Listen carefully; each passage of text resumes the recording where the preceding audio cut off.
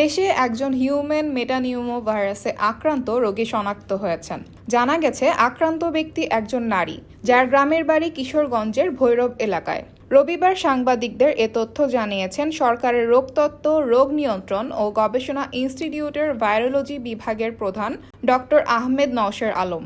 তিনি বলেন, একজন ব্যক্তির শরীরে এইচএমপিভি ভাইরাসের পাশাপাশি আরও একটি ব্যাকটেরিয়া শনাক্ত হয়েছে। এ বিষয়ে বিস্তারিত পরে জানানো হবে। আইডিসিআর এর পরিচালক অধ্যাপক তাহমিনা শিরিন বলেন, এইচএমপিভি নামক ভাইরাসটিতে প্রতি বছরই 2-4 জন রোগী আক্রান্ত হচ্ছেন। তাহমিনা শিরিন বলেন, হিউম্যান মেটানিউমো ভাইরাসটি নতুন কোনো ভাইরাস নয়, তবে এটা শুধু চীনেই নয়, পৃথিবীর বিভিন্ন দেশেই পাওয়া যাচ্ছে। বাংলাদেশেও এই ভাইরাসের উপস্থিতি আরও আগে থেকেই আমরা পেয়েছি, কাজেই এটা নতুন কোনো ভাইরাস নয়। করোনা ভাইরাস সংক্রমণ শুরুর 5 বছর পর চীনের উত্তর অঞ্চলে হিউম্যান মেটানিউমো ভাইরাস, সংক্ষেপে এইচএমপিভি ভাইরাস আক্রান্ত মানুষের সংখ্যা বাড়ায় নতুন করে উদ্বেগ দেখা দিয়েছে। চীনের সিডিসি অনুসারে গত 16 থেকে 22 ডিসেম্বর দেশটিতে উল্লেখযোগ্যভাবে বেড়েছে এইচএমপিভি এর সংক্রমণ।